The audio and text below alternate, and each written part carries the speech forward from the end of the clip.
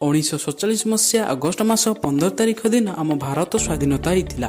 ଏହି ଦିନଠାରୁ ଇଂରେଜୀମାନେ ଆମ ଦେଶ ଛାଡ଼ି ଚାଲି ଯାଇଥିଲେ। ଏହି ଦିନଠୁ ଆମ ଦେଶରେ ଭାରତର ତିରଙ୍ଗା ବାନା ଫରଫର ହୋଇ ଉଡ଼ିଥିଲା। କିନ୍ତୁ ଆମ ଦେଶର ଯେଉଁ ତିରଙ୍ଗା ବାନାର ଇତିହାସ ଆପଣମାନେ ଜାଣିଛନ୍ତି କି? ଏବଂ ଆମ ଦେଶରେ ପ୍ରଥମେ କେବେ ତିରଙ୍ଗା ପତାକା ଉତ୍ତୋଳନ ହୋଇଥିଲା ଏବଂ ତାହାକୁ କିଏ ଉତ୍ତୋଳନ କରିଥିଲେ? ଏହି ସମ୍ପର୍କରେ ଆପଣମାନେ ସମ୍ପୂର୍ଣ୍ଣ ଭାବେ ଜାଣିବା ପାଇଁ ଆମ ଭିଡ଼ିଓଟିକୁ ଶେଷ ପର୍ଯ୍ୟନ୍ତ ଦେଖନ୍ତୁ। ଯଦି ଭଲ ଲାଗିବ ଲାଇକ୍ କରିବେ, ସେୟାର କରିବେ, ଚ୍ୟାନେଲରେ ନ ଆସିଥିଲେ ସବସ୍କ୍ରାଇବ୍ କରି ଘଣ୍ଟି ବଟନଟିକୁ ଦବାଇ ଦେବେ। ଚାଲନ୍ତୁ ଡେରି ନକରି ଭିଡ଼ିଓଟି ଆରମ୍ଭ କରିବା।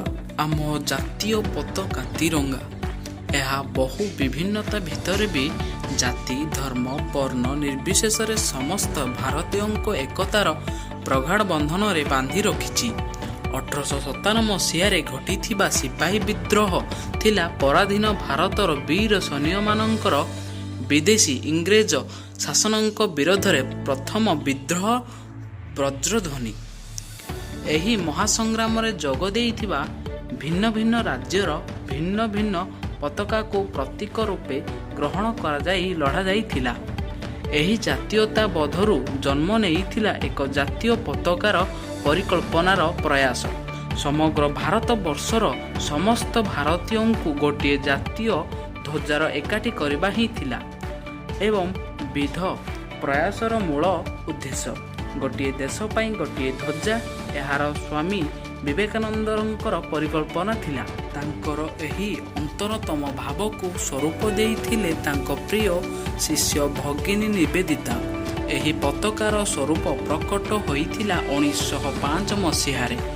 ଯଦିଓ ଏହାର ସର୍ବଭାରତୀୟ ସ୍ତରରେ ଜାତୀୟ ଧ୍ୱଜାର ଲୋକପ୍ରିୟତା ଅର୍ଜନ କରିପାରିନଥିଲା, ତଥାପି ଏହା ଥିଲା ଏ ଦିଗର ପ୍ରଥମ ପ୍ରୟାସ। ସର୍ବପ୍ରଥମେ 1906 ମସିହା ଅଗଷ୍ଟ 7 ତାରିଖରେ କଲିକତାରେ ଆୟୋଜିତ ଏକ ବିଶାଳ ସମାବେଶରେ ତିରଙ୍ଗା ପତାକା ଉଡ଼ାଯାଇଥିଲା। ତାପରେ 26 ଡିସେମ୍ବର 1906 ମସିହାରେ କଲିକତାରେ ଅନୁଷ୍ଠିତ ସପ୍ତମ କଂଗ୍ରେସ ଅଧିବେଶନରେ ମଧ୍ୟ ଏହି ଝଣ୍ଡା ଉଡ଼ାଇ ଦେଇଥିଲେ। 1908 ମସିହା ନଭେମ୍ବର 24 ତାରିଖରେ ଇଣ୍ଡିଆ ହାଉସର ଏକ ସଭାରେ ସୁନେଲି ରଙ୍ଗର ଏକ ରେଶମୀ ପତାକା ପ୍ରଦର୍ଶନ କରାଇଥିଲେ। 1909 ମସିହାରେ ଭଗିନୀ ନିବେଦିତା ରାଷ୍ଟ୍ରୀୟ ଧ୍ୱଜା ପରିକଳ୍ପନାକୁ ତାଙ୍କର ଲେଖା ମାଧ୍ୟମରେ ରୂପାୟିତ କରିଥିଲେ। ଏଥିରେ ଭାରତୀୟ ଆତ୍ମଶକ୍ତି ଏବଂ ଆଧ୍ୟାତ୍ମିକ ଚିନ୍ତାଧାରାରେ ପ୍ରତୀକ ଭାବେ ପଦ୍ମଫୁଲ ଏବଂ ବଜ ଅଙ୍କିତ କରିଥିଲେ। ଏହି କ୍ରମରେ 1916 ମସିହାରେ ଢା ଅନିବେଶଙ୍କ ନେତୃତ୍ୱରେ ସ୍ଥାପିତ ହୋମରୁ ଲିଗ୍ ମଧ୍ୟ ଏକ ପତାକା ପ୍ରସ୍ତୁତି କରିଦେଇଥିଲେ।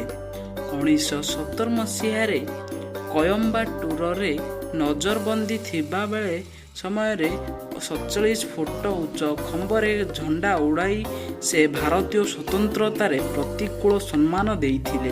1921 ମସିହାରେ ବିଜୟୱାଡ଼ାଠାରେ ଅଖିଳ ଭାରତୀୟ କଂଗ୍ରେସ କମିଟିର ବୈଠକରେ ବାପୁଜୀ ଦେଶର ଏକତା ଏବଂ ଉଦ୍ଦେଶ୍ୟକୁ ଧ୍ୟାନରେ ରଖି ଧଳା ଓ ସବୁଜ ଲାଲ ରଙ୍ଗକୁ ପତାକାରେ ରଙ୍ଗ ଭାବେ ବାଛିଥିଲେ। ଅହମ୍ମଦାବାଦ କଂଗ୍ରେସ ଅଧିବେଶନରେ ପ୍ରଥମ କରି ଏହି ପତାକା ଉଡ଼ାଯାଇଥିଲା। ଏହି ପତାକାର ମଧ୍ୟଭାଗରେ ସ୍ୱାବଲମ୍ବିତାର ପ୍ରତୀକ ଭାବେ ଚରଖା ଚିହ୍ନ ଅଙ୍କିତ କରାଯାଇଥିଲା। ପ୍ରତ୍ୟେକ ସ୍ୱାଧୀନତା ସେନାନୀ ଶ୍ୟାମଲାଲ ଗୁପ୍ତା କାନପୁରଠାରେ ଅନୁଷ୍ଠିତ କଂଗ୍ରେସ ଅଧିବେଶନରେ ତିରଙ୍ଗା ପତାକାର ଗୌରବ ବର୍ଣ୍ଣନା କରି ଭାବ ଗମ୍ଭୀର କଣ୍ଠରେ ଗାନ କରିଦେଇଥିଲେ। 1931 ମସିହା ଅପ୍ରେଲ 2 ତାରିଖରେ କରାଚି କଂଗ୍ରେସରେ ପତାକା ସମ୍ମିଳନୀ କରାଯାଇଥିଲା। ଏହି ଅନୁସାରେ ଭାରତୀୟ ରାଷ୍ଟ୍ରୀୟ କଂଗ୍ରେସର ପତାକାର ଉଦୟ ହେଲା। ଏହି ପତାକାର ଉପରେ ଅଂଶରେ କେଶରୀ ରଙ୍ଗ, ମଧ୍ୟମ ଭାଗରେ ଧଳା ରଙ୍ଗ, ତଳ ଅଂଶରେ ସବୁଜ ରଙ୍ଗ ଏବଂ ପତାକାରେ ଧଳା ଅଂଶରେ ମଧ୍ୟ ଭାଗରେ ଗାଢ଼ ନୀଳ ରଙ୍ଗର ଚରଖା ଚିତ୍ର ଅଙ୍କିତ କରାଯାଇଥିଲା। 1931 ମସିହା ଅଗଷ୍ଟ 30 ତାରିଖରେ ନୂତନ ପତାକା ଉଡ଼ାଯାଇଥିଲା ଏବଂ ଏହି ଦିନଟି ସମଗ୍ର ରାଷ୍ଟ୍ର ଝଣ୍ଡା ଦିବସ ଭାବରେ ପାଳନ କଲା। 1947 ଜୁନ 23 ତାରିଖରେ ରାଷ୍ଟ୍ରୀୟ ଧ୍ୱଜା ସମ୍ପର୍କରେ ବିଚାର ବିମର୍ଶ ପାଇଁ ଏକ କମିଟି ଗଠନ କରାଗଲା ଏବଂ ତଦନୁସାରେ ପତାକାର ରଙ୍ଗ, ଆକାର, ପ୍ରତୀକ ସ୍ଥିର କରାଯାଇଥିଲା। 1947 ମସିହା ଅଗଷ୍ଟ 15 ତାରିଖରେ 10:30 ସମୟରେ ଭାଇସରରାୟଙ୍କ ଭବନ ଉପରେ 16 ଅଗଷ୍ଟ 1947 ମସିହା 8:30 ସମୟରେ ଲାଲକିଲ୍ଲାର ପ୍ରାଚୀନ ଉପରେ ଏହାକୁ ଉଡ଼ାଯାଇଥିଲା। 1950 ମସିହା ଜାନୁଆରୀ 26 ତାରିଖରେ ଭାଇସରରାୟ ଭବନକୁ ରାଷ୍ଟ୍ରପତି ଭବନ ରୂପରେ ନୂତନ ଭାବେ ନାମକରଣ କରାଗଲା।